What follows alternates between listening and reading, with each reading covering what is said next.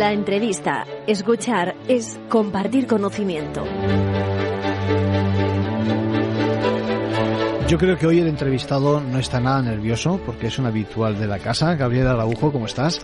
Hola, buenos días, muchas gracias. Y además se sabe de lo que vamos a hablar. Por eso quiero que incidamos en esto que está irrumpiendo, pero de una forma bárbara, en el mundo jurídico. De hecho, estaban varios comités por ahí fuera de España dándole vueltas al tema y la verdad es que apenas hay españoles que participen a nivel internacional y menos que hagan precisamente en ese punto en el que confluyen el derecho, el respeto de nuestros derechos y nuestras libertades y todo el desarrollo legislativo y también pues eso, el desarrollo, la operativa de la justicia, etcétera, etcétera. Eso lo tenéis ya encima, Gabriel. El tema electrónico, el tema digital, ¿no? Es un reto.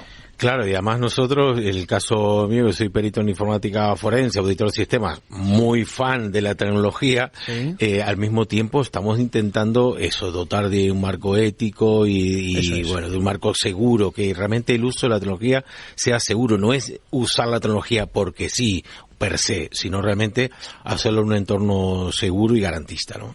Se trata de evitar ese lado perverso de cualquier nuevo sistema, nueva técnica, nuevo modelo, ¿no? Que siempre existe, ¿no? Pero que bueno, hay que destacar las características positivas. Lo primero, yo creo que tendríamos que hacer una aproximación acerca de qué es eso, qué demonios es eso de la inteligencia artificial. La verdad es que no es cosa de ahora, es decir, llevamos muchos años. Sí, claro. Y cada vez se habla de inteligencia artificial, parece que más o menos se entiende lo que es, pero cada vez más estamos más cerca, sí, de inteligencia artificial, si se trata de emular, digamos, la inteligencia humana de una forma total o parcial, reconociendo imágenes, haciendo construcciones, etcétera, etcétera, ¿no? Eso es realmente la inteligencia artificial, ¿no? Claro, sí, son sistemas y procesos que se intenta emular la capacidad de decisión y de proceso de la inteligencia humana, se intenta acercar. Pero claro, Arcadio, en este caso ha habido un apresuramiento, es decir, como siempre, la tecnología va un paso por delante de la legislación, ¿sí? Y de los buenos usos. Ha habido un apresuramiento y de hecho ya no es que lo digamos nosotros, sino los propios padres de la inteligencia artificial lo han alertado. Han frenado, han echado un poquito marcha atrás, digamos, ¿no? Es que claro, y ya por segunda vez, es que yo no pensaba que realmente OpenAI y todas estas sistemas de inteligencia artificial hubieran dado ese paso, pero bueno, ellos están viendo que se les está yendo de las manos, y los que estamos nosotros de hace muchos años, yo hace 5 años que utilizo la inteligencia artificial de manera profesional, en soluciones tanto de marketing digital como de ciberseguridad, y los que estamos con esta tecnología realmente nos sorprendemos de ese efecto de caja negra que se llama, que no explicamos por qué la inteligencia artificial ha tomado una determinación sin que nosotros se lo hayamos dicho, ¿no? Y este realmente es el problema que tenemos con esta cuestión, ¿no? Que debemos limitar efectivamente ese efecto de caja negra, dotarle de un marco normativo y un marco ético en su entrenamiento para que no termine por ser un problema en vez de una solución. Hablamos, por lo tanto, de ética aplicada en este caso, a lo ciber o a lo, como queramos llamarlo, a lo digital, a lo electrónico, etcétera, etcétera. Y justo esta semana pasada hemos conocido una propuesta de reglamento del Parlamento Europeo y del Consejo por la que se establecen, leo textualmente, las normas armonizadas en materia de inteligencia artificial, lo que vamos a conocer a partir de ahora como la Ley de Inteligencia Artificial, que una de las características fundamentales, aparte de su extensión, es que se modifican tantos actos legislativos de la Unión. Los anejos son muy interesantes y estamos hablando de una materia que es, vamos a decirlo así, transversal, es decir, que realmente nos abarca todos los campos, ¿eh? Está clarísimo, porque la inteligencia artificial ya se está utilizando para usos médicos, para usos logísticos, evidentemente para ciberseguridad, para el tema de las redes sociales, marketing digital, en fin, toca todo nuestra vida, ¿no? Está claro que tenemos que hablar de ética relacionada con el mundo jurídico en este caso aplicada, y que hay una necesidad, por una parte, de que que exista una política nacional o internacional, ya internacional, porque esto traspasa fronteras. Luego, hoy la necesidad de eso, que a mí tampoco me gusta mucho, ya lo saben ustedes y lo sabes tú también, de lo regulatorio, pero bueno, para extremos, evidentemente, hay que entrar en ello, hay que regular, y con un enfoque, evidentemente, humanista, es decir, que el ser humano tiene que ser lo primero, ¿no?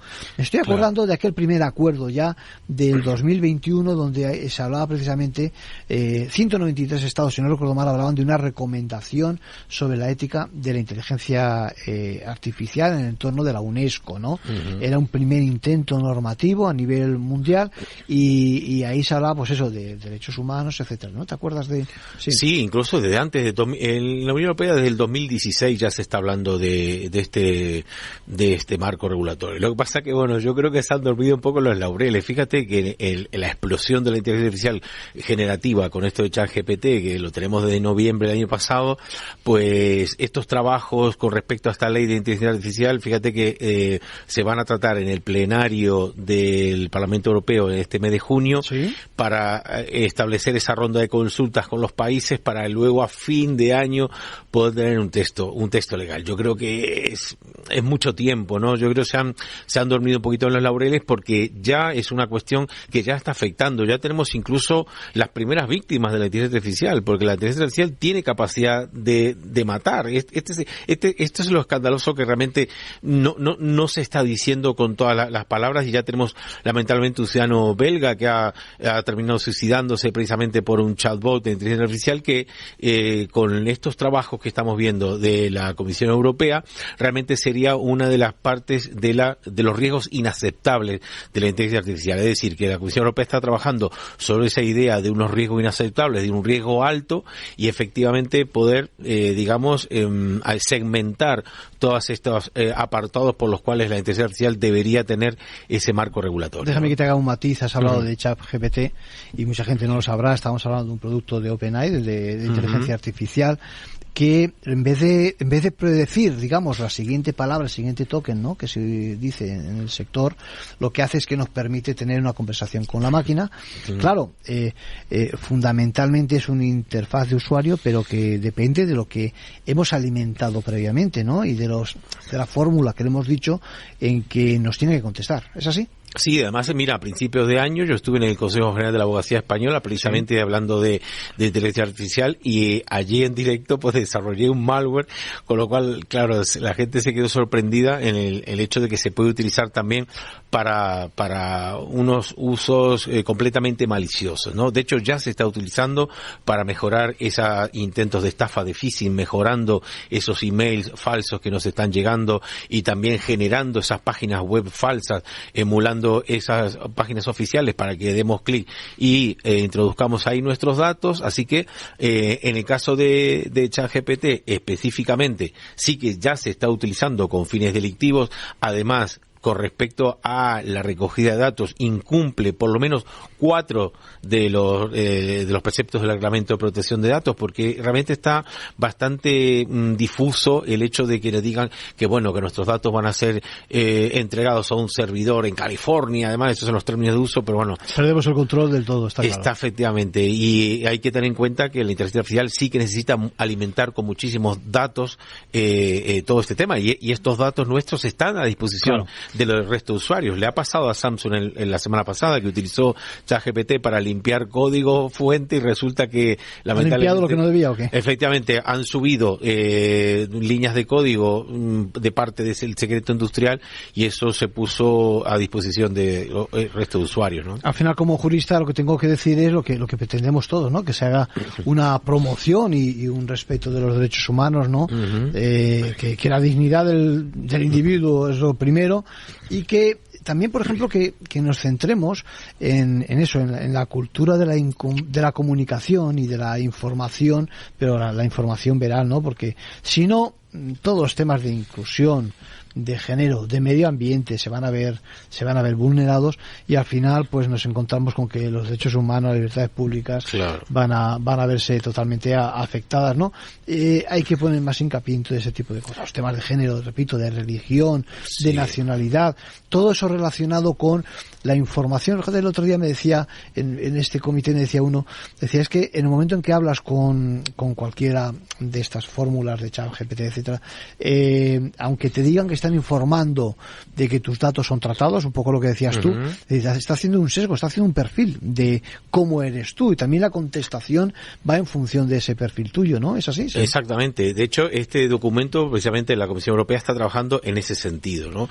En el sentido de que estos contenidos generados por inteligencia artificial estén etiquetados o estén identificados como generados por la inteligencia artificial, porque nosotros los estudios que hemos hecho realmente hay un sesgo y una tendenciosidad con respecto al tema político, específicamente ChatGPT, que es cada vez más marcada. De hecho, yo estoy alertando en el sentido que se está radicalizando políticamente la inteligencia artificial, específicamente de ChatGPT, porque además de sus propias respuestas se están cogiendo input, ¿no? O sea, se está entrenando con sus propias respuestas. Por tanto, se eleva a sí mismo, es decir, conforme ya gire para un lado o hacia otro, digamos, se autoalimenta, por decirlo de alguna forma, ¿no? Sí, se va realimentando. De hecho, bueno, en el caso de España específicamente es llamativo. Esta misma mañana lo he probado antes de venir, y entonces pues le pongo a ChatGPT, digo, escríbeme un poema sobre Pedro Sánchez, y me hace un poema maravilloso de un gran líder y tal, y le pregunto lo mismo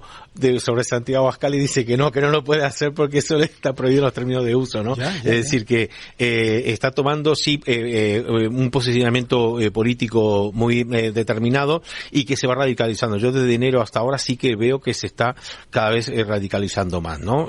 Tomando esa posición oficialista. Entonces, bueno, ¿qué tenemos que hacer? Pues evidentemente elaborar ese marco normativo para que realmente sea un espacio neutral ideológicamente. Eso es lo que aspiramos todos, ¿no? Que sea un espacio neutro ideológicamente, que también al mismo tiempo respete esa privacidad de los usuarios. Uno de los usos inaceptables que dice la Comisión Europea es lo de etiquetar socialmente a las personas, que eso ya está haciendo la inteligencia artificial, lo está haciendo ya las redes sociales, Facebook, Instagram, Twitter, ya tienen esa manera de etiquetar y de segmentar ese público conforme a sus ideas políticas, religiosas, y entonces esto se realmente esto es muy peligroso. Fíjate que estoy leyendo prácticamente lo que nos dice la Unión Europea. Dice, ojo con uno de los riesgos, que va por la línea que acabas de decir, la manipulación del comportamiento cognitivo de la gente. Es decir, sobre todo de los grupos vulnerables. Es decir, incluso habla, fíjate, de juguetes activados mediante la voz,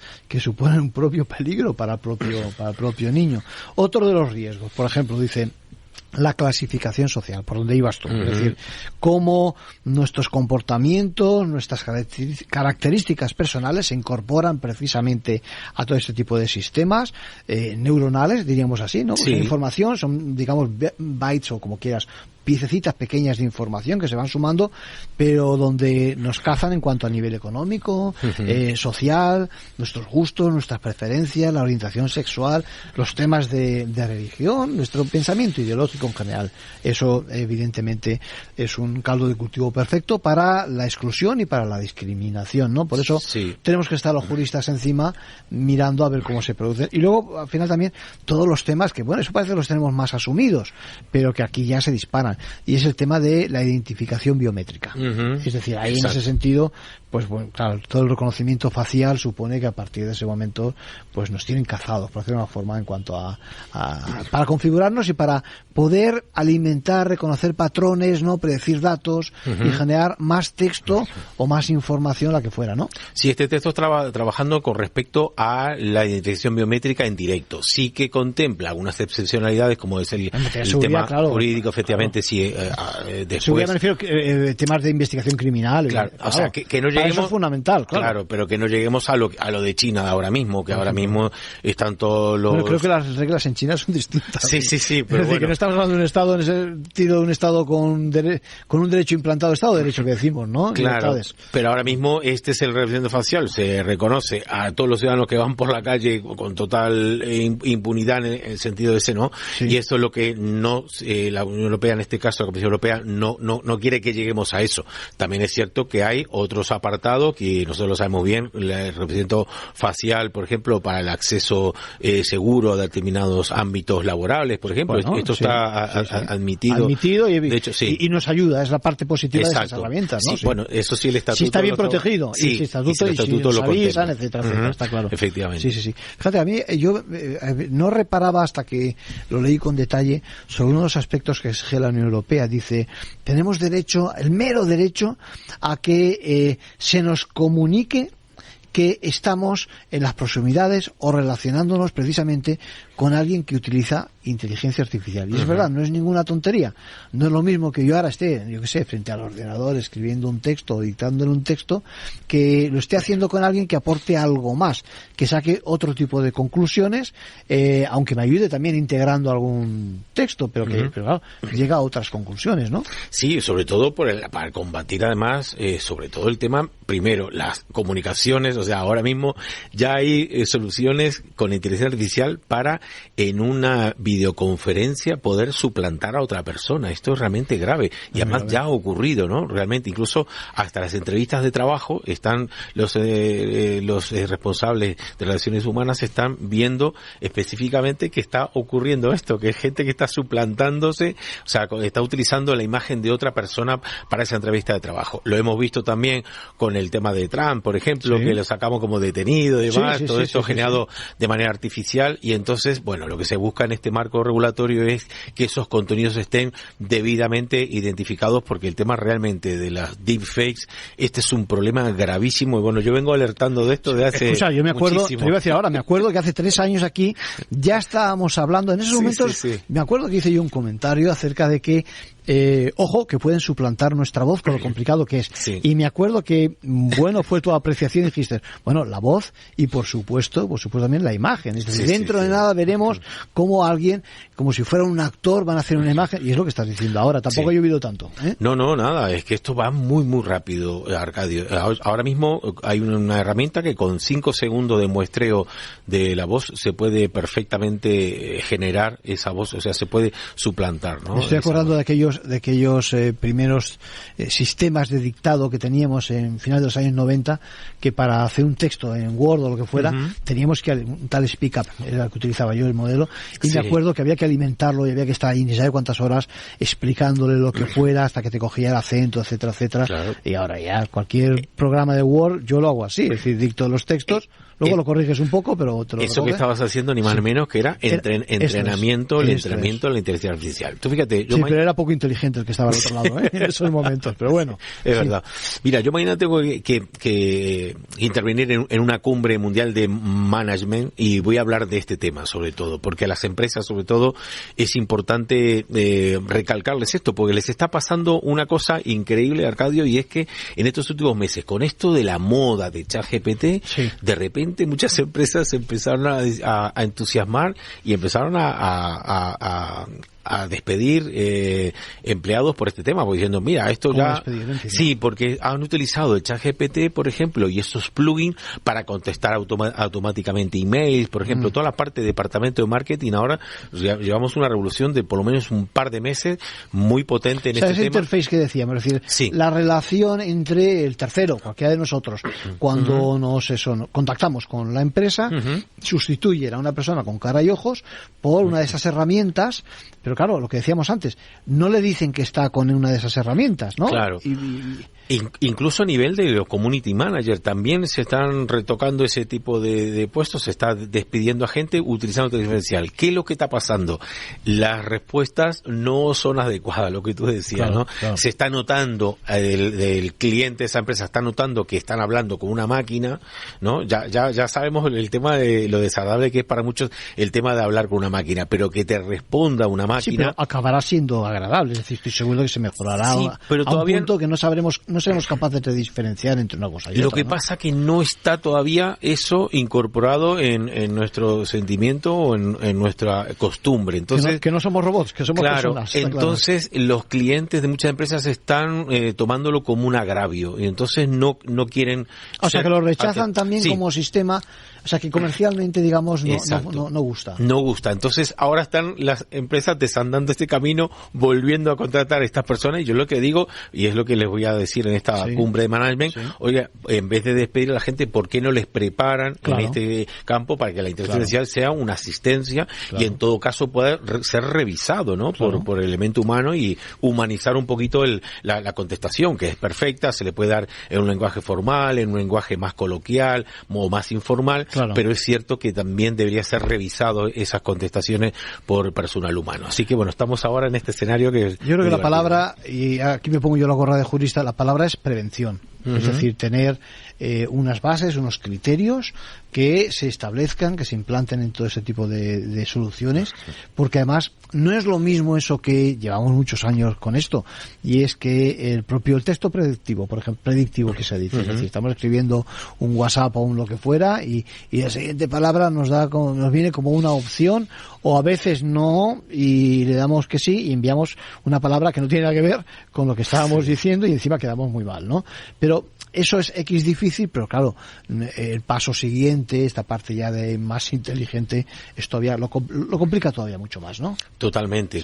Y como digo, el tema del sesgo es un problema cuando estamos dando este tipo de respuestas, incluso para personas con discapacidades, la inteligencia artificial no está cumpliendo la expectativa, porque no sabe en ese momento, no puede valorar si realmente la persona tiene esa discapacidad, entonces en muchos aspectos no está dando respuestas adecuadas. Pero entonces, lo que digo en definitiva es, necesitamos, la inteligencia artificial, por supuestísimo. Es una herramienta utilísima, efectivamente, puede optimizar nuestro tiempo, podemos reducir efectivamente esas jornadas laborales, pero hay que poner una lupa sobre ella, evidentemente. Exacto. Fíjate que la Unión Europea es importante, es decir, pone, digamos, énfasis en dos aspectos fundamentales. Por una parte, todos los temas de seguridad en el sentido de safety, ¿no? Que se dice en inglés, es decir, los temas de aviación, por ejemplo, los temas relacionados con, con la conducción, los vehículos de tronada, estamos a nada que sean autónomos y que se relacionen entre ellos, etcétera. Y luego con una segunda que llaman categoría, que es todo relacionado, como decíamos antes, con los temas de biométricos, ¿vale? Con los temas de educación también, con los temas de empleo, lo estábamos planteando antes, con los temas de hasta qué punto es una ayuda o no y cómo se hace para el acceso a todo lo público, tanto las subvenciones como los beneficios, como por supuesto el acceso físico, es decir, lo que decías tú antes, poder relacionarte con alguien de la administración y con el cumplimiento de la ley. Sabemos que ya existe alguna iniciativa en España dentro de la justicia para hacer, digamos, estudios acerca de si se pueden estandarizar algunas resoluciones y demás, pero claro, es para patrones muy concretos, es decir, pero no es para otro nivel. Y luego también hablaban de todo relacionado con lo administrativo, la relación de la administración relacionado con expedientes administrativos, incluso extranjería, inmigración, etcétera, para que no se den precisamente todas esas condiciones que llaman a la exclusión, en definitiva a la falta de respeto de ese Estado de Derecho que tanto nos cuesta el día a día. En la ley de que salió el julio del año pasado, julio de 2022, el artículo 25 creo, de la ley precisamente de respeto a todas las opciones, orientaciones sexuales y demás, específicamente habla sobre la inteligencia artificial en el hecho de que tenga que estar utilizado en este marco ético, y además que la administración no podrá utilizar herramientas de inteligencia artificial con este sesgo y esta tendencia. Es decir, ahora mismo con la ley en la mano, ChatGPT no puede ser utilizada por ninguna administración pública. Eso es muy importante tenerlo en cuenta porque lo dice la ley, y es una ley realmente muy avanzada en ese aspecto, ¿no? Tengamos en cuenta además que ya España es el primer país que ha creado ya la agencia de control sobre la inteligencia artificial, que va a estar, además la sede central se otorgó en diciembre pasado en La Coruña. Aquí va a estar esa sede de esa agencia sobre el control y su supervisión de la inteligencia artificial. Artificial. Me parece un plan muy ambicioso y muy bueno, pero claro... Llega tarde también. Bueno, tiene mucho trabajo. En este caso adelantado, porque como no hay nada todavía a nivel de la Unión Europea, pues esta gente... Tenemos que trabajar y te animo para que lo hagamos precisamente la construcción, esa construcción jurídico-técnica de respeto del derecho y de la libertad correspondiente y para que con criterios preventivos, por una parte, se puedan alimentar todas esas neuronas, ¿no?, de forma correcta. Y luego también, si tiene que entrar esta agencia, digamos, poniendo orden, pues que entre después, pero por lo menos lo primero que hay que hacer es analizar cuáles son esos principios rectores, la ética, ¿no? Exacto. Y corregir las malas experiencias. Claro. Recordemos... Ya las hay. Sí, las hay. Recordemos, el sistema Compass en Estados Unidos, que valoraba la reincidencia, tenía un sesgo muy marcado en favor de minorías étnicas, además que estaba sugiriendo en todo momento eso, aumentar las penas o ponerle penas más altas. En el caso de Amazon, por ejemplo, la inteligencia artificial que clasificaba los currículum lo hacía en desmedro de las mujeres, por ejemplo, o sea, siempre ponía adelante al hombre frente a mujeres. Eso fue un desvío también de la inteligencia artificial que fue muy desafortunado, porque quedaron fuera mujeres igualmente capacitadas que hombres y bueno, fue lamentable esa experiencia. O sea que ya tenemos esas experiencias negativas, vamos a trabajar sobre ellas para, como digo, entrenar esa inteligencia artificial con garantías del respeto de los derechos y bueno, hay un tema que nos dejamos de por medio, pero que evidentemente de por sí hay que tenerlo en cuenta, es todo el tema de la protección de la propiedad intelectual. Es decir, que la utilización de tanta información que se utiliza para llegar a las conclusiones que fueran, puede ser también una forma de pasar por alto de los derechos de aquellos de los que cogen la información, ¿no? Eso, mira, me viene a la cabeza este jurado que fue engañado por una obra hecha por inteligencia artificial. Okay. Y claro, sacaba técnicas de Van Gogh y de otros pintores para hacer una obra única, pero que realmente era artificial. Incluso, ya digo, engañó a este jurado. Por tanto, en este aspecto sí que etiquetar y realmente identificar cuando son creaciones de inteligencia artificial para diferenciarlas de creaciones humanas, creo que es fundamental. Resumo muy rápidamente. Lo primero, que sepamos que estemos hablando precisamente con relacionándonos con inteligencia artificial, es un derecho fundamental, que tenía que ser como tantas etiquetas que nos aparecen cuando nos dicen, ¿quiere usted de verdad borrar ese archivo? ¿O quiere usted que cojamos sus datos? ¿O cambiar las cookies o lo que fuera? Eso es básico. En segundo lugar, que tenemos que aspirar a prevenir, porque estamos hablando de algo fundamental. Y luego los riesgos que hemos dicho, ¿no? Hablamos del comportamiento cognitivo, que puede ser absorbido y manipulado hacia donde fuera, y de tantos derechos fundamentales. Gabriel Araujo, un placer tenerte por aquí. Seguiremos dándole vueltas a esto, a la irrupción de lo tecnológico en el mundo jurídico, que a algunos nos da un poquito, no sé si de miedo o de respeto, por lo menos. Encantado, muchísimas gracias. Un abrazo, hasta luego. Bueno, pues ya saben que nos tienen todas las mañanas a las 8 menos 10 en el programa de La Bolsa de la Vida con el Vicente Muñoz, y en todo caso los domingos también pueden escuchar otra vez, y en siempre acudiendo a nuestra web. Que pasen una buena semana.